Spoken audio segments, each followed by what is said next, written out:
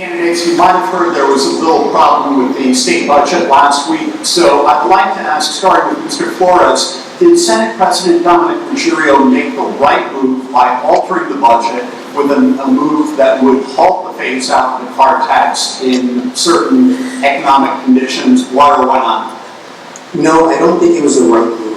And in terms of the budget, we got to look at this in a much holistic issue. First of all, this car tax is going to cost us, here in Newport alone, about $2 million a year. Now that's $2 million that can go to our services, to our median citizens, to our senior citizens, and to our schools. And that's problematic. If you look at what happened in Kansas, for instance, in 2012, the governor came in and had a grand plan for cutting taxes, slashing taxes to unprecedented levels for the richest people of that state. What happened the next year? The state saw an $800 million shortfall, which impacted its schools, all its services for its seniors. And economists said it was almost like the same impact as a mid-level recession. But here's what's interesting. Here's what's alarming. Between 2006 and 2010, here in Rhode Island, we had the same thing happen, but on a much more drastic level. The top marginal tax rate for the wealthiest citizens here was cut by 3.91 points. So we're always talking about slashing and cutting taxes, and it makes us feel good. It's a great soundbite for politicians, but at what cost? I don't think it's worth it, and we're going to see some issues as a result. And as your next senator, I'm going to fight to really ensure that we don't make such rash decisions, especially when it comes to our revenue. Thank you. Whether the Senate President made a right move or a wrong move, to me, I'm not up there right now, so I don't know what was going on, but I do believe this. I believe the House and the Senate must put aside their differences and get this budget passed. There are many reasons the state should have a budget in place, including our national reputation is hurt when these things happen without one.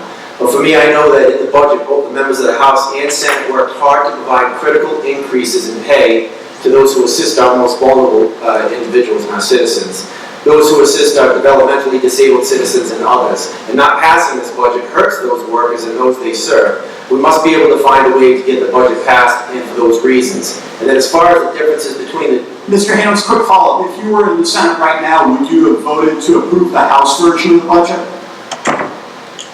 The House version, I would approve the House version of the budget, but I'm not sure that the stopgap that the Senate tried to apply was, if it started to adversely affect some of these things that we have in place, Medicare, they were looking for a way out of it. Now maybe they should have gotten that taken together, and I don't agree they should have walked out on the budget. No, I don't believe that. I don't believe that the last-minute maneuver that was done at the State House was anything short of actually political negligence on the part of the members of the General Assembly. They're there in January, having worked as an Associate Director of Veterans Affairs. I have worked closely with them, and I also understand how the budget process works. So they have plenty of time to have had this information and being able to speak to each other. It's my understanding that Speaker Mattiello had 3 discussions with Senate President Ruggerio, and then this last-minute stuff is really is something that probably should be changed and should be eliminated. There's times when bills are supposed to be submitted and have time for public hearing, and so those kind of things. So I don't agree with that. I also don't agree with the car tax. I'm not an advocate of that. I think it penalizes individuals. I think that we should look at other ways for the state to generate revenue, maybe lowering the sales tax.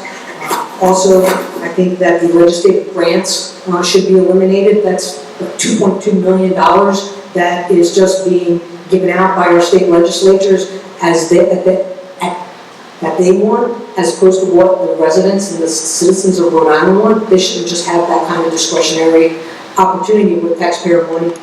And I also think that there's an exorbitant amount of redundancy in state government. One of the first executive orders that was passed was for lean government. I am a Lean Six Sigma Green Belt, we should put that to practice. Thank you. Time is up. Mr. Smith? Yes, I mean, I think we need to realize that elected officials are not, in a sense, leaders, although they are, but they're also public servants. And They're there to do a job, and as far as leadership, there seems to be a power struggle going on.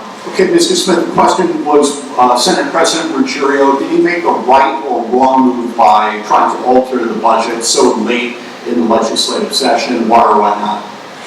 I believe he made the wrong move. I think that there should have been more proper planning on this part, but as far as going to the car tax, it's not a fair tax. But tax revenue from the state is not generated, we all tend to think like it's generated all from taxes. Revenue is generated by the economy working. And our economy right now is not working. We need to get out of last place in business, and we need to allow small businesses to thrive in our state. Right now we're ranked at the bottom of most categories with businesses, and we need to increase the free market to bring more revenue so they can employ more people and bring more tax dollars into our state. Mr. Allan? Yes, I think he made the right move. Why? I think he was, and I don't understand everything because I'm not in the building anymore, I don't work there, but I'm just seeing, going up what I read in the press, and I think that he was looking out fiscally for the state. I think that quite frankly, it's nonsense what happened at the end of the session, and it's stuff like this that happens that gets everyone extremely frustrated with politics and makes everyone tune out. And we need more people to tune in and pay attention and be following what's going on. As far as the specifics with regard to the car tax, I understand it's the most hated tax, and for a good reason. The middle class is being nickel and dime so that we can make sure that we're getting the revenues that we need. And I think that we need to make sure, the General Assembly's job is to make sure that we have a balanced budget that makes good use of the financial resources to provide good government services to the people.